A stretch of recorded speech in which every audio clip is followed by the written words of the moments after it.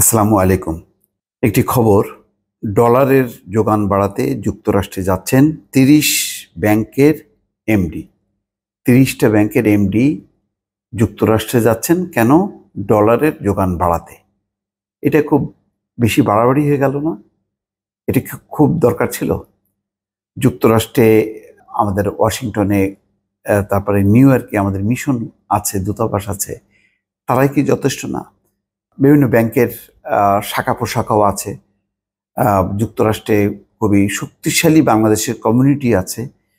তো এমডিরা যে প্রচারটা চালাবেন সেই প্রচারটা কি তাদেরকে দিয়ে হতো না?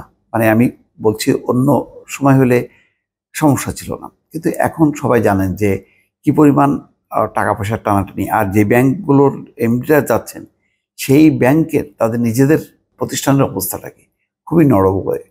প্রতিনিয়ত খবর আসছে। তো সেখানে এত বড় টাকা পয়সা খরচের একটা ঝুঁকি নিয়ে যাওয়া, সেই যাওয়ার মধ্য দিয়ে কতখানি সাকসেসফুল হবে, এগুলি সবই তো পরীক্ষা নিরীক্ষা ব্যাপার বা দীর্ঘমেয়াদী একটা কৌশল হতে পারে। কিন্তু তাৎক্ষণিক এখন যে সংকটটা ব্যাংকগুলোর, তারল্য সংকট, সেই সংকটে হিমশিম খাচ্ছে ব্যাংকগুলো। সেখানে সাশ্রয়ী হওয়ার কথা, সেখানে দেখা যাচ্ছে যে একটা খরচের উৎসব হবে রীতিমতো, বিপুল খরচ। মানে এটা যদি পাশের দেশ নেপাল, ভুটান, ভারত হতো তাহলে কথা ছিল না। সেই সুদূর যুক্তরাষ্ট্রে সেখানে আসা যাওয়া থাকা এক্সপেন্সিভ ব্যাপার। তো এটা খুবই যৌক্তিক কিনা এই প্রশ্নটা রেখে দর্শক খবরটা একটু আপনাদেরকে জানাই। খবরে যেটা বলা হচ্ছে যে ডলারের যোগান বাড়াতে সংকটের মধ্যেই যুক্তরাষ্ট্রে যাচ্ছেন দেশের সরকারি বেসরকারি প্রায় 30টা ব্যাংকের এমডি। প্রবাসীরা যাতে অফশোর ব্যাংকিংয়ের মাধ্যমে দেশে ডলার পাঠান সেই প্রচারণায় অংশ নেবেন এসব এমডি। যুক্তরাষ্ট্রে এমনি আমাদের যেই জনগোষ্ঠী আছে যথেষ্ট পরিমাণ তারা সচেতন, শিক্ষিত। তো তাদের কাছে অন্য উপায়ে মেসেজগুলি না পৌঁছে সরাসরি যে কতজন প্রবাসীকে তারা তাদের প্রচারণায় আনতে পারবেন বা তার বক্তব্যটা দিতে পারবেন এবং তারা উদ্বুদ্ধ হবেন, এটা মানে খুবই অনেক আলোচনা এবং বিশ্লেষণের ব্যাপার আছে। আমি জানি না বাংলাদেশ ব্যাংক যেহেতু তাদের যাওয়ার বিষয়ে নথিটা অনুমোদন করেছে, তারা চিন্তা করেছেন, তারপরও নিউজগুলো দেখলে ধাক্কা লাগে। পাশাপাশি অর্থ পাচার প্রতিরোধ সংক্রান্ত একটি অনুষ্ঠানেও তাদের যোগ দেওয়ার কথা রয়েছে। ব্যাংকের এমডিদের সঙ্গে যাচ্ছেন বাংলাদেশ ব্যাংকের ডেপুটি গভর্নর কাজী সাইদুর রহমানও, তাকেও আবার যেতে হচ্ছে। বিষয়টি নিশ্চিত করেছেন নাম প্রকাশে অনিচ্ছুক সংশ্লিষ্ট ব্যাংকের একজন ব্যবস্থাপনা পরিচালক। সূত্র বলছে, দেশের ডলার সংকটের এই সময় ব্যাংক খাতে ডলারের যোগান বাড়াতে বিভিন্ন ব্যাংক অফশোর ব্যাংকিংকে জোর দিচ্ছে। এই জন্য নানা প্রচারণা চালাচ্ছে ব্যাংকগুলো।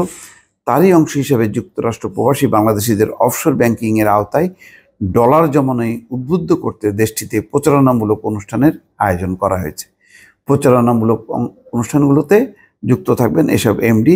পাশাপাশি একই সময় ইউএস ডিপার্টমেন্ট অব জাস্টিস আয়োজিত আন্তর্জাতিক ব্যাংক সম্মেলন অনুষ্ঠিত হবে। এই সম্মেলনে যুক্তরাষ্ট্রে যাচ্ছেন আরও 25 জন এমডি। জানা গেছে বাংলাদেশ ব্যাংক ইতিমধ্যে এসব এমডির বিদেশ যাওয়া সংক্রান্ত নথি অনুমোদন করেছে। আর 24শে মে যে নিউ ইয়র্কে একটি হোটেলে প্রবাসীদের জন্য অফশোর ব্যাংকিং ফিক্সড ডিপোজিট সংক্রান্ত প্রচারণায় অনুষ্ঠানে আয়োজন করা হয়েছে। সেখানে আবার প্রধান অতিথি থাকবেন বাংলাদেশের রাষ্ট্রদূত মোহাম্মদ ইমরান।